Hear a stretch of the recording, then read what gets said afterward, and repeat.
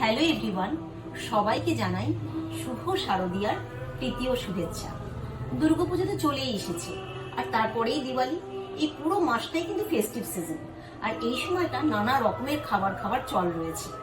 আজকের এই ভিডিওতে চলুন জেনে নেওয়া যাক যে কোন কোন খাবারগুলো আমাদের অ্যাভয়েড করা উচিত ডেন্টাল হেলথ ঠিক রাখার জন্য, কোন খাবারগুলো দাঁতের জন্য ক্ষতিকর। 9 রকমের খাবারের কথা বলবো, পারলে একটু অ্যাভয়েড করবেন এই খাবারগুলো। Number 1, soft drinks, cold drinks বা সোডা ওয়াটার। নাম্বার 2, অ্যালকোহল বা ওয়াইন।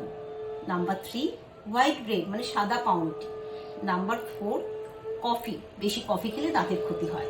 নাম্বার 5, সাইট্রাস জাতীয় ফ্রুটস। নাম্বার 6, আইস বা বরফ। নাম্বার 7, প্যাকেট জাতীয় যে ফ্রুট জুস পাওয়া যায় সেগুলো। নাম্বার 8, ক্যান্ডি বা পেস্ট্রি। আর নাম্বার 9, পপকর্ন। পারলে এই খাবারগুলো একটু অ্যাভয়েড করবেন।